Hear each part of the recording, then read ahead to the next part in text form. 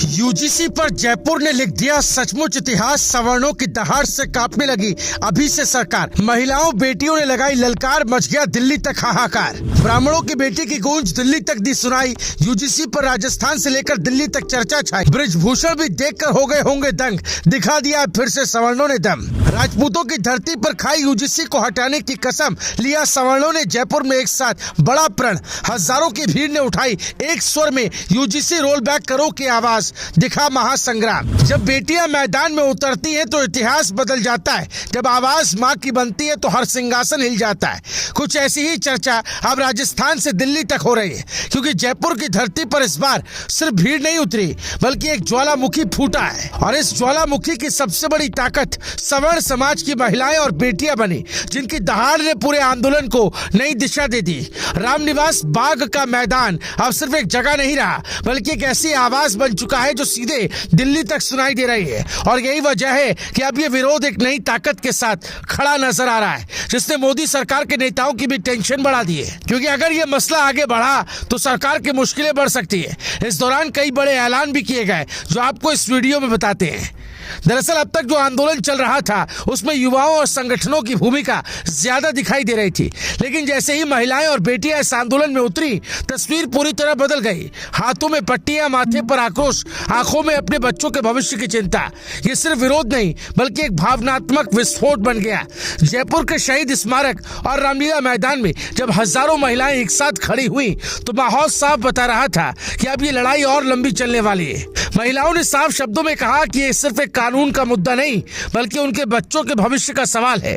उनका कहना है कि अगर शिक्षा और मेरिट पर सवाल उठेगा तो इसका असर आने वाली पीढ़ियों पर पड़ेगा।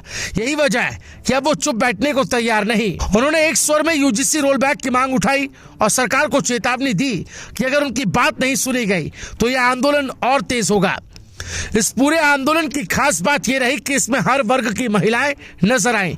कोई मां बनकर आई थी, कोई बहन बनकर, तो कोई बेटी बनकर अपने हक की आवाज उठा रही थी। SC, ST, OBC का ये झूठा आलाप हुआ, लगता है सामान्य जाति में पैदा होना पाप हुआ। जिनके मन में घृणा भरी है क्षत्रिय बनिए ब्राह्मण से, वो जहरीले सांप निकालेंगे अब अपनी अपनी दामन से। जातिवाद हम नहीं कर रहे मोदी जी, जातिवाद आप कर रहे हो। आरक्षण देते हो आप जाति देकर, मंत्रालय देते हो आप जाति देकर, मुकदमा लिखते हो जाति देकर। और अगर सुन अपने हक के लिए आवाज उठाए तो हम जातिवादी हो गए। वाह मोदी जी वाह। यही एकता इस आंदोलन की सबसे बड़ी ताकत बन गई। मंच से लेकर मैदान तक एक ही नारा गूंज रहा था कि अब पीछे हटना नहीं, अब फैसला होकर ही रहेगा। और यही आवाज अब राजस्थान से निकलकर पूरे देश में फैलती दिख रही है।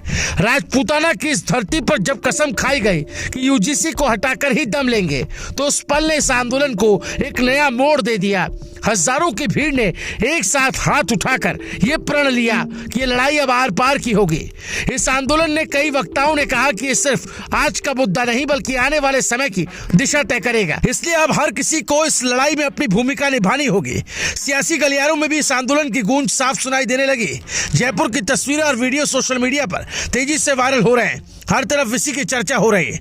कुछ लोग इसे समाज की जागरूकता बता रहे हैं तो कुछ इसे बड़ा राजनीतिक संकेत मान रहे हैं, लेकिन इतना तय है कि इस आंदोलन ने सरकार की चिंता जरूर बढ़ा दी है और अब इस मुद्दे को नजरअंदाज करना आसान नहीं होगा। फिलहाल एक बात साफ है, जब महिलाएं और बेटियां मैदान में उतर जाती है तो आंदोलन सिर्फ आंदोलन नहीं रहता बल्कि जन आंदोलन बन जाता है। जयपुर से उठी ये आवाज अब सिर्फ राजस्थान तक सीमित नहीं रहने वाली, ये दिल्ली तक पहुंचेगी और तब तक गूंजती रहेगी जब तक मांगे पूरी नहीं हो जाती। सवर्ण समाज की इस दहाड़ ने साफ कर दिया कि अब ये लड़ाई थमने वाली नहीं और आने वाले दिनों में इसका असर और बड़ा देखने को मिल सकता है। Bureau report, news live TV.